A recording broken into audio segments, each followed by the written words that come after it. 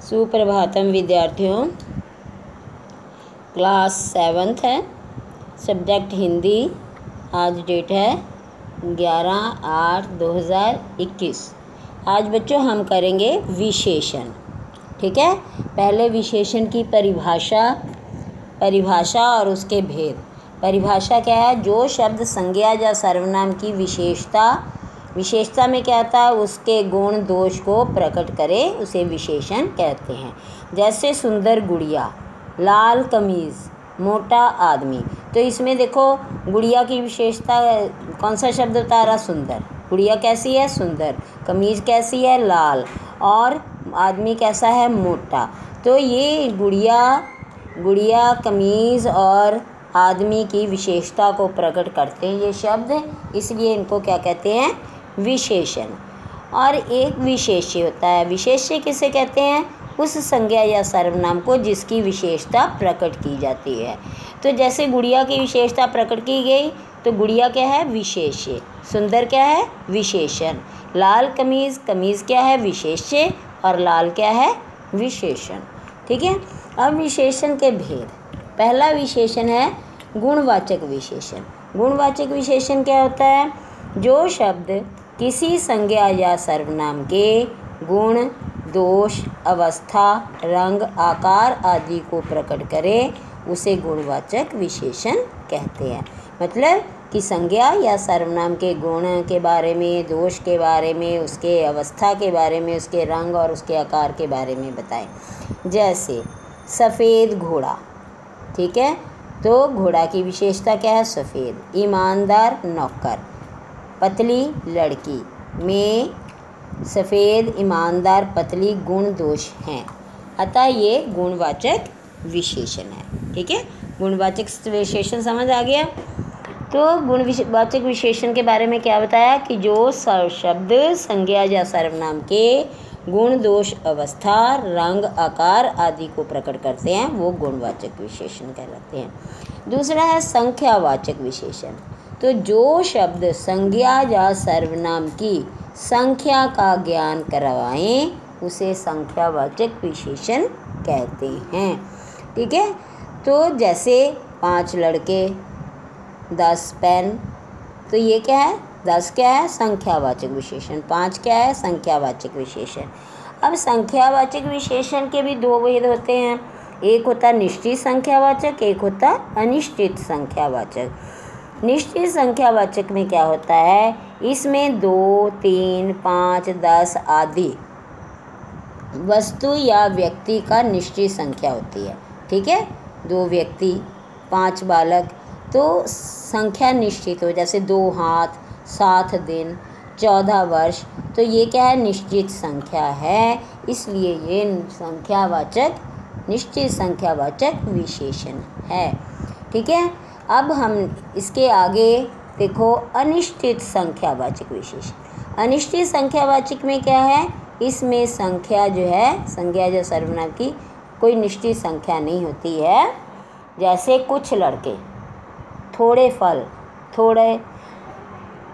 थोड़ी पेंसिलें। ठीक है, तो इस तरह से जब ये वाले शब्द आते हैं जो निश्चित ना हो तो वहाँ पर अनिश्चित संख्यावाचक विशेषण होता है। तीसरा नंबर है परिमाणवाचक विशेषण। परिमाणवाचक विशेषण में क्या आता? माप तोल। परिमाणवाचक विशेषण में विशेष्य का माप तोल बताया जाता है। ये भी 2 प्रकार के होते हैं। जैसे संख्यावाचक विशेषण 2 प्रकार का, इसी तरह परिमाणवाचक विशेषण भी 2 प्रकार का होता है। एक निश्चित परिमाणवाचक, दूसरा अनिश्चित परिमाणवाचक। निश्चित परिमाणवाचक में क्या होता है? संख्यावाचक, निश्चित संख्यावाचक की तरह इसमें तोल या नाप निश्चित होता है। जैसे 2 किलो दूध कह दिया, 10 किलो चीनी, 5 मीटर कपड़ा। तो ये क्या है? निश्चित संख्यावाचक विशेषण। दूसरा है निश्चित परिमाणवाचक विशेषण। दूसरा अनिश्चित परिमाणवाचक विशेषण क्या होता है? इसमें माप या तोल निश्चित नहीं होता। ठीक है, थोड़ा सा दूध, इतने चावल, ये क्या है? अनिश्चित परिमाणवाचक, क्योंकि उसकी कुछ मिठाई समझ आ गई ना। तो वो जो होते हैं संख्यावाचक विशेषण जो होते हैं वो गिने जा सकते हैं, और परिमाणवाचक विशेषण को गिना नहीं जा सकता, मापा या तोला जा सकता है। तो इसके बाद चौथा भेद है सार्वनामिक विशेषण। सार्वनामिक विशेषण क्या होता है? जब कोई सर्वनाम विशेषण के रूप में प्रयुक्त हो तब उसे सार्वनामिक विशेषण कहते हैं। और ये सर्वनाम हमेशा संज्ञा या सर्वनाम से पहले, तो मतलब जब कोई सर्वनाम संज्ञा या सर्वनाम से पहले आकर उसकी विशेषता को प्रकट करता है तो उसे सार्वनामिक विशेषण कहा जाता है। जैसे यह इमारत, वह पुस्तक, वह आदमी, तो वह जो है यहाँ पर सर्वनाम नहीं है, यहाँ पर सार्वनामिक विशेषण है, क्योंकि यह जो शब्द है यह या वह शब्द संज्ञा से पहले है। यह इमारत, इमारत क्या है? संज्ञा है, संज्ञा से पहले आया, इसलिए ये क्या है? सार्वनामिक विशेषण। अगर मैं बोलूँ यह एक पेंसिल है, ठीक है, तो यह जो है सर्वनाम है, और जब मैं बोलूँ यह पेंसिल मेरी है तो सर्वनाम के बाद तुरंत संज्ञा आया, इसलिए वो सार्वनामिक विशेषण कहलाएगा। समझ, आपने इसको अच्छी तरह से समझना है सार्वनामिक विशेषण को, कि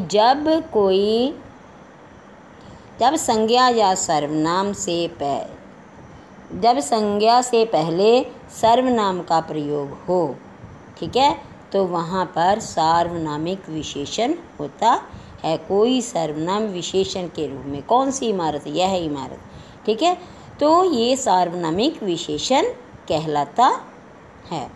तो बच्चों, हमने विशेषण के बारे में पढ़ा, विशेषण के भेद समझ आ गए। तो सबसे पहले विशेषण मैंने आपको बताया क्या होता है। विशेषण किसे कहते हैं? कि जो शब्द संज्ञा या सर्वनाम की विशेषता को प्रकट करते हैं उन्हें विशेषण कहते हैं। और विशेष्य कैसे कहते हैं? उस संज्ञा जो सर्वनाम को जिसकी विशेषता बताई जाए। फिर विशेषण के भेद बताए। 4 भेद हैं मुख्य: गुणवाचक, संख्यावाचक, परिमाणवाचक और सार्वनामिक विशेषण। गुणवाचक विशेषण में गुण, दोष, अवस्था, रंग, आकार आदि संज्ञा या सर्वनाम की के बारे में बताया जाएगा। और संख्यावाचक विशेषण में संख्या के बारे में, संख्या भी 2 तरीके से हो सकती है, एक निश्चित संख्यावाचक और दूसरा अनिश्चित संख्यावाचक। जब संज्ञा या सर्वनाम की निश्चित संख्या है तो निश्चित संख्यावाचक विशेषण, और जब अनिश्चित बताई हो तो वहाँ पर अनिश्चित संख्यावाचक विशेषण होता है। इसी तरह से परिमाणवाचक विशेषण, ये संज्ञा या सर्वनाम की माप तोल संबंधी विशेषता को प्रकट करते हैं। इसके भी 2 भेद: निश्चित परिमाणवाचक और अनिश्चित परिमाणवाचक। तो निश्चित परिमाणवाचक में क्या है? जब निश्चित संख्या का ज्ञान हो, जैसे 2 लीटर दूध, समझ आ गई। और जब अनिश्चित संख्या कुछ दूध, कुछ में कितना भी आ सकता है ना, तो वहाँ पर अनिश्चित परिमाणवाचक विशेषण होगा। और सार्वनामिक विशेषण वो होता है कि जब कोई सर्वनाम संज्ञा से पहले आकर उसकी विशेषता को प्रकट करता है तो उसे सार्वनामिक विशेषण कहते हैं। जैसे यह पुस्तक मेरी है। तो ये आपको आज मैंने करवाया विशेषण। इसको आपने अपनी कॉपी में भी लिखना है और इसे याद भी करना है। ओके बेटा, थैंक यू।